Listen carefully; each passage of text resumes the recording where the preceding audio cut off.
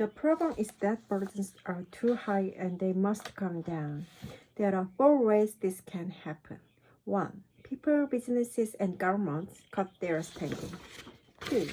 Debts are reduced through defaults and restructuring. 3. Wealth is redistributed from the haves to the have-nots. Redistribute. Cut their spending. 2. Debts are reduced through defaults and restructuring. 3. Wealth is redistributed from the haves to the have-nots. And finally, 4. The central bank prints new money. These 4 ways have happened in every deleveraging in modern history. Usually, spending is cut first. As we just saw, people, businesses, and even governments tighten their belts and cut their spending so that they can pay down their debt. This is often referred to as austerity. When borrowers stop taking on new debts and start paying down old debts, you might expect the debt burden to decrease. But the opposite happens because the spending is cut. And one man's spending is another man's income. It causes incomes to fall. Therefore, faster than debts are repaid and debt burden actually gets worse. As we've seen, this cut in spending is deflationary and painful. Businesses are forced to cut costs, which means less jobs and higher unemployment. This leads to the next step. Debts must be reduced. Many borrowers find themselves unable to repay their loans, and a borrower's debts are lender's assets.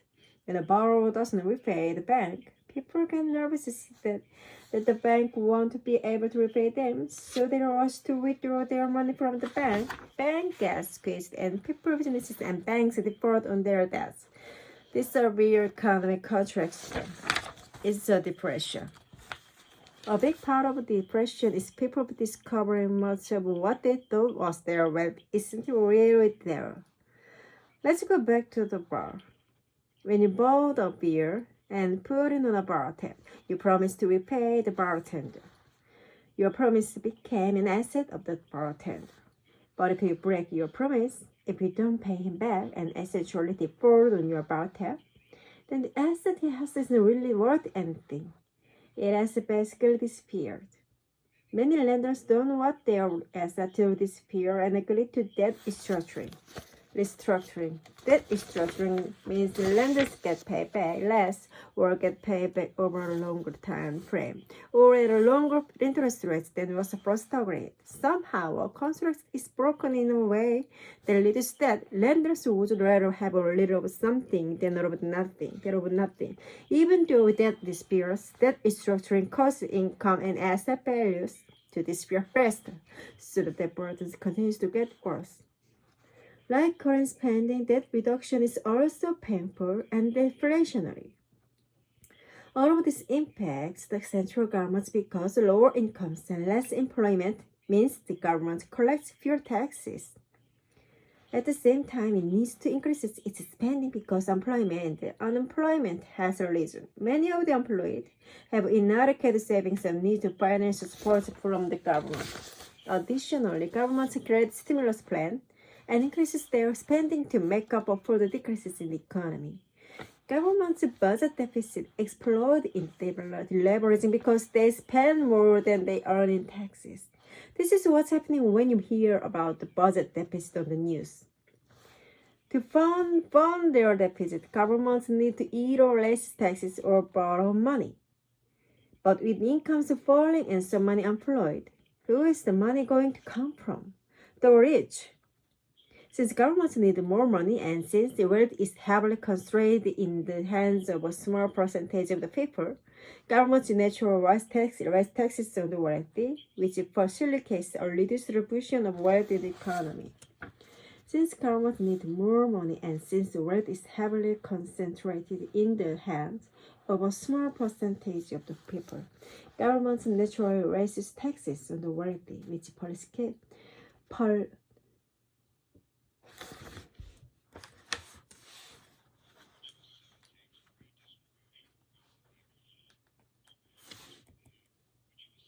facilitates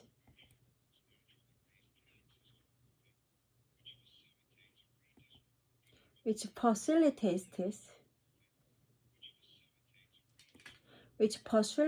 a redistribution of wealth in the economy. Government naturally raises taxes on the wealthy, which facilitates a redistribution of wealth in the economy.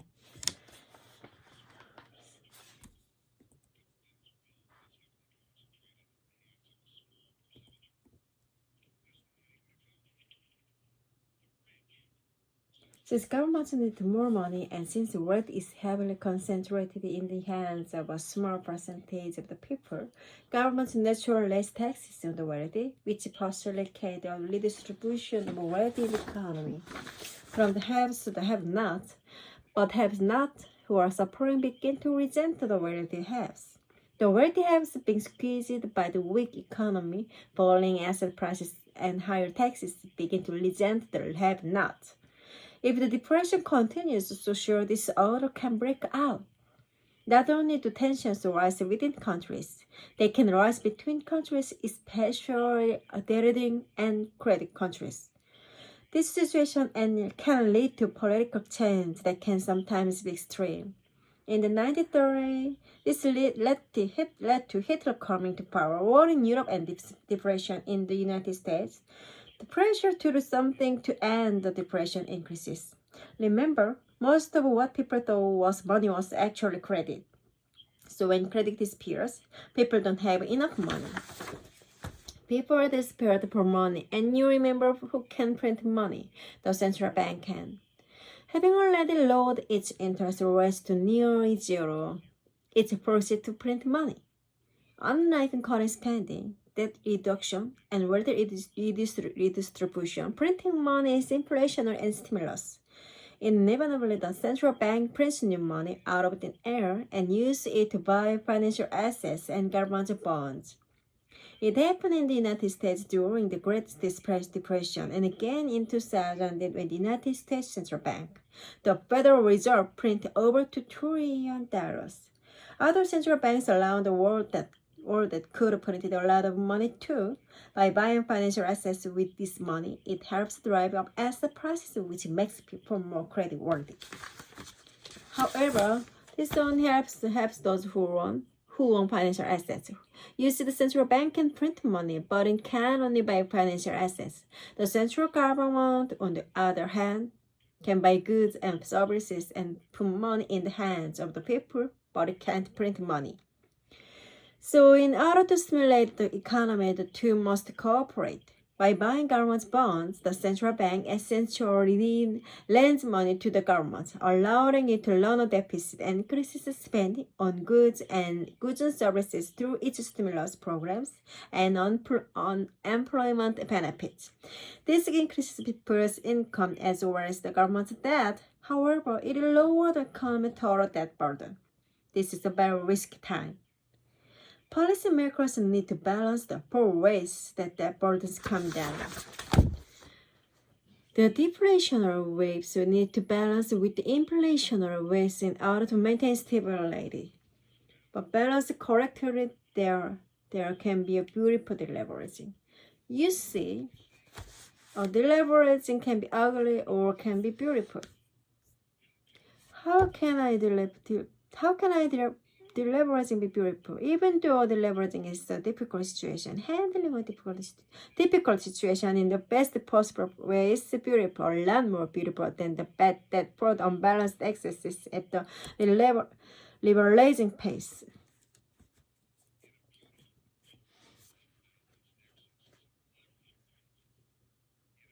In a beautiful deleveraging, that's decline relative income, real economic growth positive, and inflation is the problem.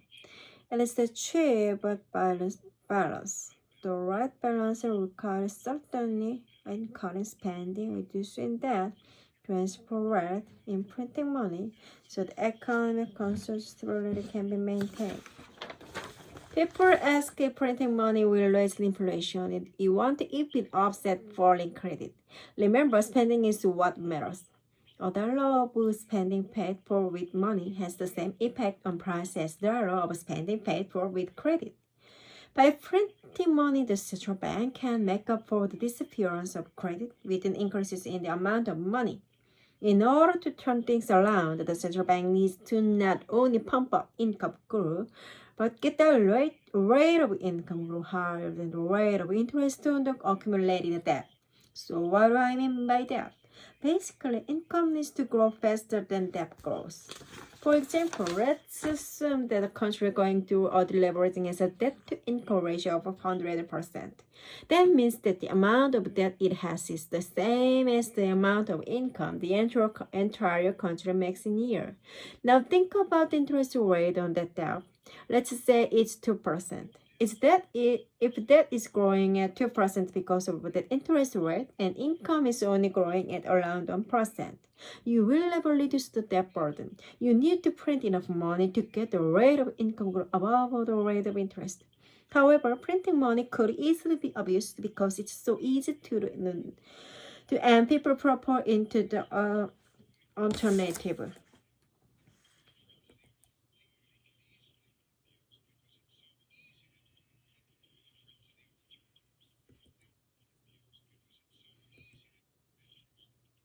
However, printing money could easily be abused because it's so easy to do and people prefer it to the alternatives.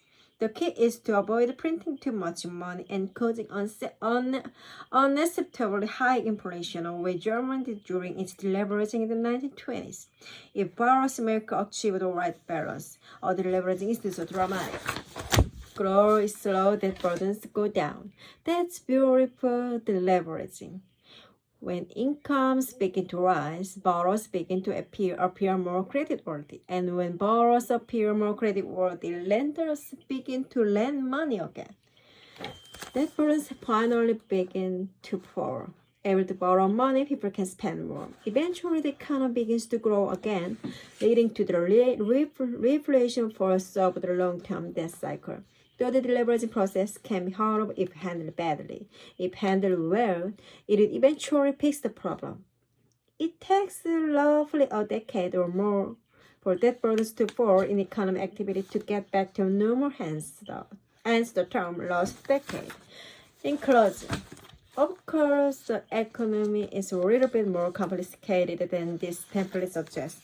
However, laying the short-term debt cycle on top of the long-term debt cycle, and then laying both of them on top of the productivity growth line gives a reasonably good template for seeing where we've been, where we are now, and where we are probably headed. So in summary, there are 3 rules of term debt that I'd like you to take away from this. First, don't have debt rise faster than income because your debt burdens will eventually crush you. Second, don't have an income rise faster than productivity because you will eventually become uncompatible. And third, you do all that you can to raise your productivity because in the long run, that's what matters most.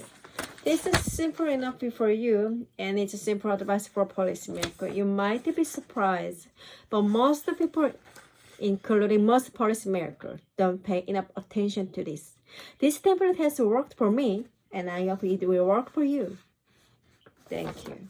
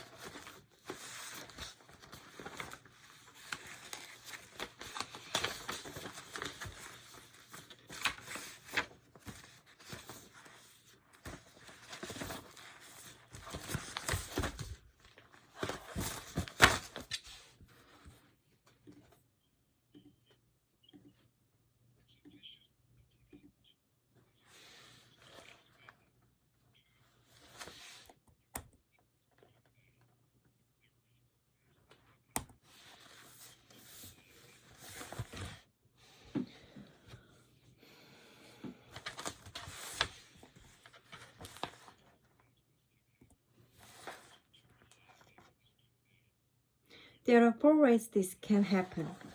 1. People, businesses, and governments cut their spending. 2. That's our reduced to defaults and restructuring. 3. Wealth is distributed from the haves to the have-nots. And finally, 4. The central bank prints new money. These 4 ways have happened in everyday leveraging in modern history. Usually spending is cut first. As you just saw, people, businesses, and even governments tighten their lap belts and cut their spending so that they can pay down their debt. This is often referred to as austerity. When borrowers stop taking on new debts or start paying down old debts, you might expect the debt burden to decrease. But the opposite happens because spending is cut. And one man's spending is another man's income. It causes incomes to fall. Therefore, faster than debt are repaid, and the debt burden actually gets worse. As we've seen, this cut in spending is deflationary and painful. Businesses are forced to cut costs, which means less jobs and higher unemployment. This leads to the next step. Debt must be reduced. Many borrowers find themselves unable to repay their loans, and the borrower's debt are lenders' asset. When a borrower doesn't repay the bank, people can resist that the bank won't be able to repay them, so they rush to withdraw their money from the bank. Banks get squeezed, then people, businesses, and banks default on their debts. This severe economic contraction is a depression. A big part of the depression is people discovering much of what they thought was their wealth is not really there. Let's go back to the bar. When you bought a beer and put it on a bar tab, you promised to repay the bartender. Your promise became an asset of the bartender. But if you break your promise, if you don't pay him back and essentially default on your bar tab, then the asset is really worth anything. It has basically disappeared. Many lenders don't want their asset to disappear and agree to debt restructuring. Debt restructuring means lenders get paid back less or get paid back over a longer time frame or at a lower interest rate than was first agreed. Somehow, a contract is broken in a way that reduces debt. Lenders would rather have a little of something than all of nothing. Even though debt disappears, debt restructuring causes income and asset values to disappear faster, so the debt burden continues to get worse. Like current spending, debt reduction is also painful and deflationary. Out of impact, the central government, because lower incomes and less unemployment means the government collects fewer taxes. At the same time, it needs to increase its spending because unemployment has risen. Many of the unemployed have inadequate savings and need financial support from the government. Additionally, governments create stimulus plans and increases their spending to make up for the decreases in the economy. Government's budget deficit exploit in the deleveraging because they spend more than they earn in taxes. This is what's happening when you hear about the budget deficit on the news. To fund their deficit, governments need to either raise taxes or borrow money. But with incomes falling and some money unemployed, who is the money going to come from? The rich. Since governments need more money and since the wealth is heavily concentrated in the hands of a small percentage of the people, governments naturally raise taxes on the wealthy, which facilitates a redistribution of wealth in the government economy. Perhaps the have-nots, but have-nots who are suffering begin to resent the wealthy haves. The wealthy haves being squeezed by the weak economy. Falling asset prices and higher taxes begin to resent the have-nots. If the depression continues, social disorder can break out. Not only do tensions rise within countries, they can rise between countries, especially neighboring countries, and create and higher taxes begin to resent the have-nots. If the depression continues, social disorder can break out. Not only do tensions rise within countries, they can rise between countries, especially neighboring and credit countries. This situation can lead to political change that can sometimes be extreme. In the 1930s, this led to Hitler coming to power, war in Europe, and deflation in the United States. The pressure to do something to end the depression increases. Remember, most of what people thought was money was actually credit. So when credit disappears, people don't have enough money. People are desperate for money, and you remember who can print money? The central bank can. Having already lowered its interest rates to near zero, it's forced to print money. Unlike cutting spending, debt reduction and wealth redistribution, printing money is inflationary and stimulus. Inevitably, the central bank print new money out of thin air, and use it to buy financial assets and government bonds. It happened in the United States during the Great Depression, and again in 2008 with the United States Central Bank. The Federal Reserve printed over $2 trillion. Other central banks around the world that could printed a lot of money too. By buying financial assets with this money, it helps drive up asset prices, which makes people more creditworthy. However, this only helps those who want financial assets. You see, the central bank can print money, but it can only buy financial assets. The central government, on the other hand, can buy goods and services and put money in the hands of the people, but it can't print money. So in order to stimulate the economy, the two must cooperate. By buying government bonds, the central bank essentially lends money to the governments, allowing it to loan a deficit and increase the spending on goods and services. Through its stimulus programs and employment benefits. This increases the people's income as well as the government's debt. However, it will lower the economic total debt burden. This is a very risky time. Policymakers need to balance the four ways that debt burdens come down. The deflationary waves need to balance with the inflationary waves in order to maintain stability. If balanced correctly, there can be a beautiful deleveraging. You see, a deleveraging can be ugly or it can be beautiful. How can a deleveraging be beautiful? Even though deleveraging is a difficult situation, handling a difficult situation in the best possible way is beautiful. A lot more beautiful than the debt-fueled unbalanced excesses at the deleveraging phase. In a beautiful deleveraging, debts decline relative to income. Real economic growth is positive and inflation is the problem. It is achieved by having the right balance. The right balance requires a certain mix of cutting spend, reducing debt, transferring wealth, and printing money so that economy and social stability can be maintained. People ask if printing money will raise inflation. It won't if it offsets falling credit. Remember, spending is what matters. A dollar of spending paid for with money has the same effect on prices as a dollar of spending paid for with credit. By printing money, the central bank can make up for the disappearance of credit with increases in the amount of money. In order to turn things around, the central bank needs to not only pump up income growth, but get the rate of income growth higher than the rate of interest on the accumulated debt. So what do I mean by that? Basically, incomes need to grow faster than debt grows. For example, let's assume that a country going through a deleveraging is a debt-to-income ratio of 100%. That means that the amount of debt it has is the same as the amount of income the entire country makes in a year. Now think about interest rate on that debt. Let's say it's 2%. If debt is growing at 2% because 1%. The leveraged income ratio of 100%.